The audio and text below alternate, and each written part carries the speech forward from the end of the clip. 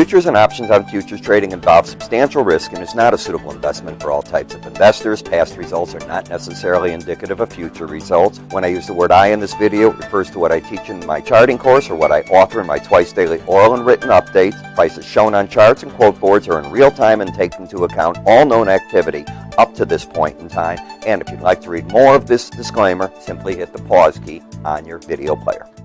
Good afternoon, everyone. Ira Epstein of Linn & Associates with your metals market update for Wednesday, the 1st of February, 2017, just after 1:35 p.m. Central Standard Time. Now, we had the FOMC meeting. The FOMC statement did not come out super aggressive. I think they gave themselves time if they want to do a rate hike in March. They'll see how the Trump policies work. If not, they haven't committed themselves to it. They did say that inflation is picking up and businesses' investment is looking better, but there's a lot of concern about the budget that Mr. Trump is talking about. What is that going to do? What about the taxes that he wants to cut? How does it affect everything? So I think the Fed just plain left themselves time here. I'll be on Fox News at about 2:10 today, probably saying something along those grounds. When you take a look at the gold market, I still say what I did yesterday. On a weekly chart, if you take out last week's high, this market starts looking more and more impressive. That's if you can take it out. The Fed said there is inflation. They expect to get to their 2% target very soon, but they also say it's due a lot to what? Full employment to a degree and energy prices. As we take a look at the market on a closing basis, the key is going to get back up and get over $1222.20, or about $10 away from that right now. As we go to a daily bar, and what I've done is I crunched that in so you can get a picture of this. You can see how important that 1222 area is up here and how important 1180 is. We're caught in a trading range, back and forth action. If the market settles like this, I'm going to take this red arrow and just move it there. You'll still have a lower low, but I got to tell you, if you go like this, you could argue that you got lower highs and lower lows. I could argue that until you get back over 1217.40 today, that you're in a downtrend in that, and that's probably what I'm going to do about 3 o'clock today, leave it like that to see what it is. The reason I didn't do anything, I don't know yet, because I know where we settled, but I don't know what the impact is off of the other waves that come into the market as they look to see, is there something else to do with the FOMC? Should you take out 1217, that area, 1224 is your next resistance. That bothers me a lot because what you've got is this sideways action developing and you got the 100-day average up here. Gold is not acting all that bullish. That is the point that I'm making. It's not acting all that bearish either. It seems to be caught right now and wanting to hang around this 18-day average of closes to see what next is going to develop. Momentum-wise, you can't argue with the slow stochastic. It's got a slight bent to the upside, but it's not marching forward, and prices are showing you that. They just don't have a pizzazz to them. As we step into the GLD, if it finishes like this, it's going to be the same thing. I'm going to have a pattern here of a lower low, but if you look at this low the high of yesterday at 115.82, and you come back with me right to this high, that's 116.17. I can argue if we finish this way that you're going to have lower highs and lower lows, which is bearish, but the price is going to close, if it settles like this, over the 18-day average of closes. They neutralize each other. If you close under 114.25, you get an all-out bear signal. So we got to keep our eye on what that's going to do. The gold miners still acting better than we're seeing in the futures and or the ETF. Higher lows, higher highs, but definitely in overbought territory. By the way, let me come back to that. Big support here at 23.11 to 07, and we're getting the first bit of bullishness with the 18-day average of closes getting over the green line, the 100. So that's a bit friendly too, but you're getting that signal, which I hate, right into the upper Bollinger Band. You've either got to get a piece of news to drive it much higher, or this could be a false crossover signal. Gold-silver ratio, you're back down to 68.74. We're starting to knock on the door of these other numbers right here.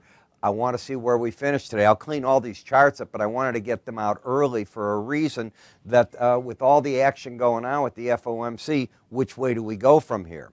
In March silver, I'm going to stay with just what I told you. I think the pros are dumping it right up here against the 100-day average of close in the upper Bollinger Band with an overbought signal. That's what I think they're doing. And you can see the market has backed off a bit, about 4 cents from its highs. That's not very much.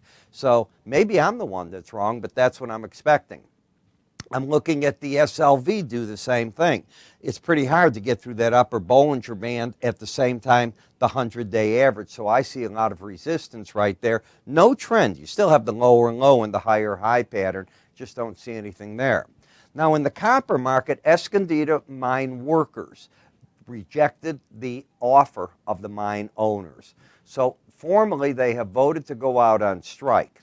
There's a period where now the mediation kicks in for 5 days. Can they settle?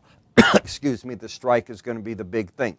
The one thing we know, if there's the threat of a strike, it's hard to sell the copper off unless somebody leaks that, no, they're going to get it settled, and then supply comes back to the market. So a very, very hard situation to want to fight. I hate when you have to play strikes because you're the last one to know if they're going to settle it or not, and by the time it hits the wires, you're too late on it. In the platinum, market's up to the upper Bollinger Band where there's a lot of resistance and overbought, but the trend is clearly in this one to the upside. This is a much cleaner chart than you have in the gold, the silver, or the other markets. And in the palladium market, you have no trend.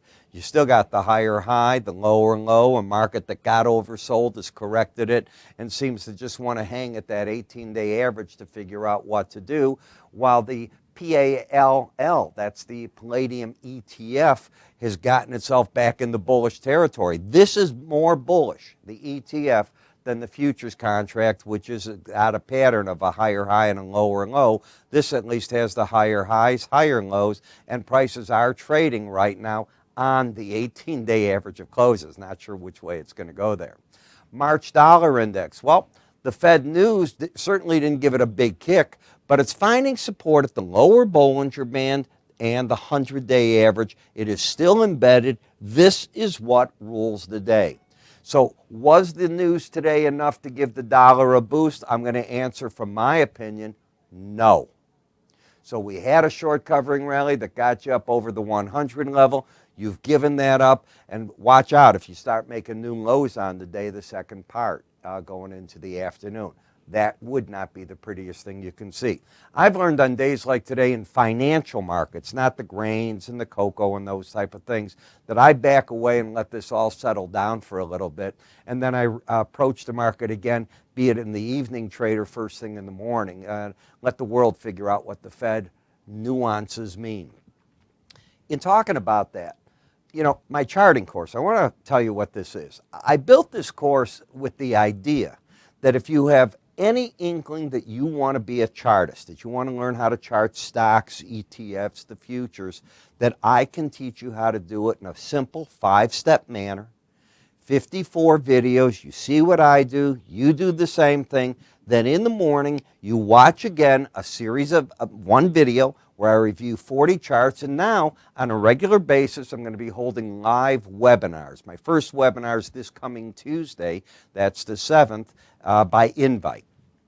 And in that, I answer questions. But the real key is, once you learn this methodology, you got a game plan.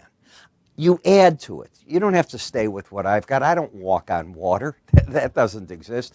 But I'm probably a better trader than most out there. I'm certainly more disciplined than almost anyone you're going to meet. You just look at these videos, how I keep doing them time and time again. Look at the quality of them. I believe in what we're doing here.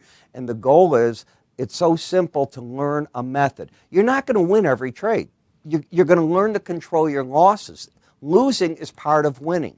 If you can't take a loss or don't know how to do one, or go about trading and just say, well, the market's going to come back, you're probably going to get stepped on because of the leverage used in the futures markets. But if you're the type of person who wants to learn charting, well, we give you everything you need, from the market research, the charting software, the videos. Call us, Go to our website. You can read about it. If you're watching me on YouTube, you can click right up here. It'll take you right to the page that you need to see the video where I talk about all this and the price of the course. Not expensive. It's about $90. You can't beat it for everything you're getting. You'll go out and spend thousands for courses that I don't think even compare to this. So I'm Ira Epstein. Take advantage of all that, and I'll see you all tomorrow.